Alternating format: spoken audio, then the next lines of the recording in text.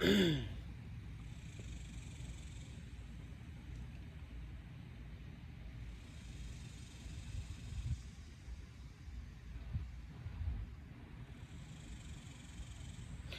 guys, back with another video. So what I got here today with me is a M48 Model B Yugoslavian 8mm rifle. Now this is a communist weapon, comes out of an East Bloc country called Yugoslavia that is no longer around anymore, but was around during the Second World War and just shortly after. Now, a lot of these rifles were made for their infantry. They were all small military, but they did serve under the Germans in World War II. A lot of these rifles can and will hold the Kar 98 bolt itself. This piece right here. Some were fitted with original Kar 98 bolts. This one is not, but this one has a sporterized stock on it. Now, I do have the original military stock that has the metal butt plate on it, but that one's quite heavy and quite thick. So I decided to go with something a little different. Now, this, we had the sight hood, which is on some Kar 98s, but not other models. But the M48s, the Model Bs that I know of, do have the sight hood, which is something I'm a big fan of because it protects your sight while you're looking down. In case you drop your weapon, you're not gonna have your front sight go off. The barrel is super thick. The rifling inside is very sharp, very crisp. The type of fluting, this is kind of like an artillery piece. Now, you don't see too many rifles with this kind of fluting. This is kind of like an older type of fluting, which is common in some military surplus rifles, which is what this one was. The stock came from boydsgunstocks.com if you are interested in that. They have a wide selection of stocks from ARs to military surplus rifles to shotguns, pistols, you name it. I paid roughly around $98 for this stock, so be sure to check those guys out. The bolt itself is a Yugoslavian bolt. A lot of these are thicker tolerances than original like Kar 98 parts and stuff. So the M48 has a lot of thicker parts than the original surplus weapons. But the M48 did see combat in some of the East Bloc countries when the USSR had taken Europe, took the eastern part of Europe. Some of these even went as far as to go see combat in places like Vietnam, like with the VC, the Viet Cong. Just a group of criminals and rebels that associated with the NVA, the North Vietnamese Army. But these rifles are very good rifles, especially for the money. If you can find them cheaper than $200, I'd recommend not paying more than $200 to $300, because these are old technology. You know, a bolt action is a bolt action is a bolt action. Now, this one is empty. There is nothing in the magazine. These are internal magazines. They do not come out. I have Sling on here, a civilian hunting sling, just regular OD green with a rubber pad.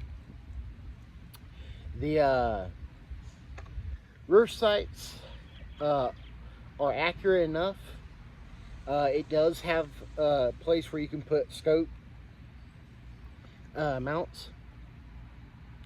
I like to leave mine open sights, so that way if I'm in enclosed areas or whatever, even though this wouldn't be your primary weapon to use in an enclosed area, you can at least still not have to worry about looking through a scope and be so zoomed in that you can't even know what you're hitting.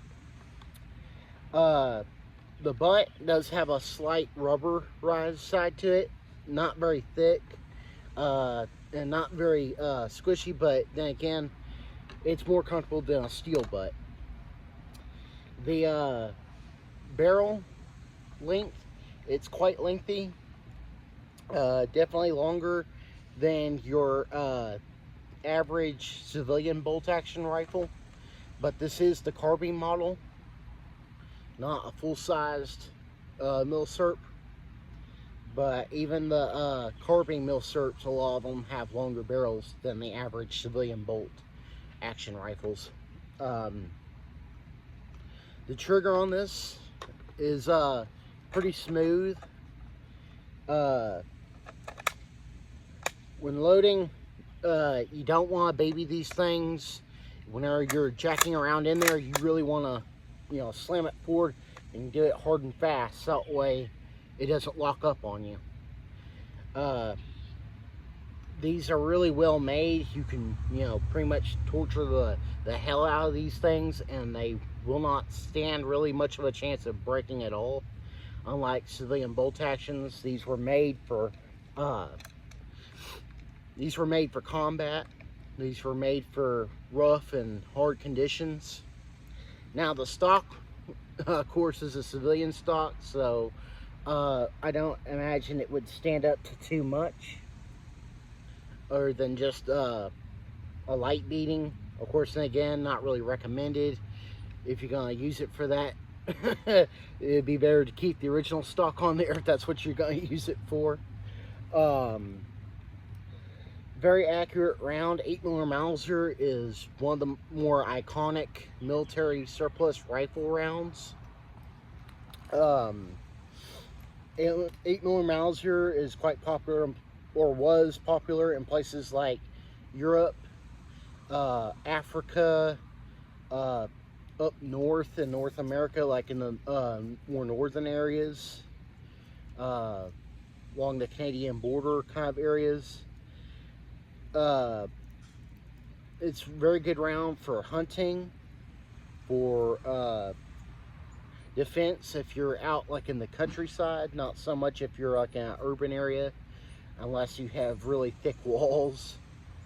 The 8mm Mauser round is pretty good sized.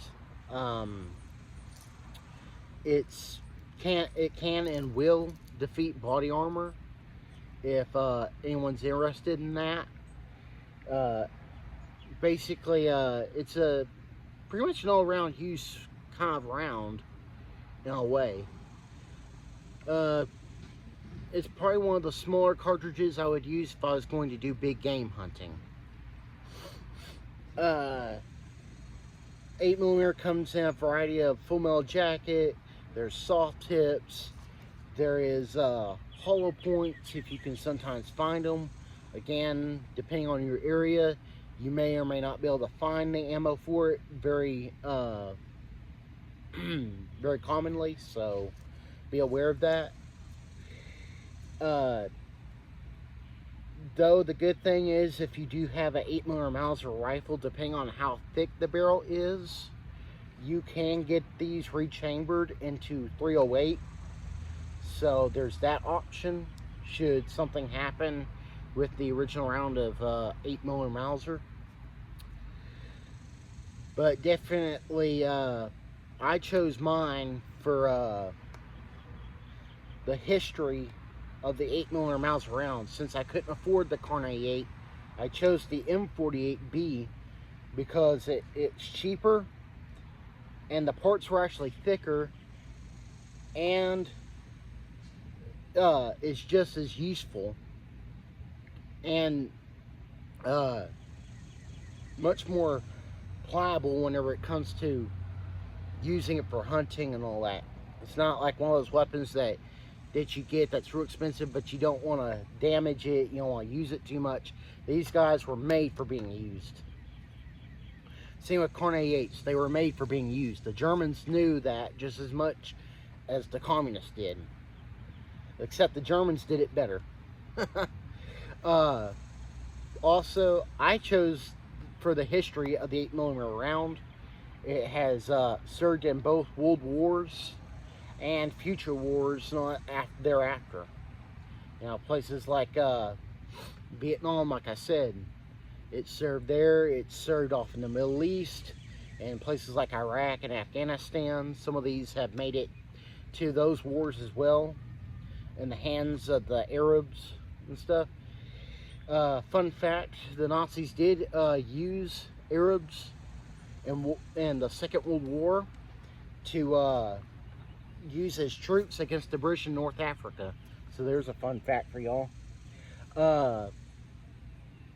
If y'all would like to see a video on one of my other guns, the Smith & Wesson SD40 VE, be sure to visit my channel. I have a video on that one. I had some other gun videos of like the High Point and the Stevens 320 shotguns, so be sure to check those out. Hope you guys enjoyed this video.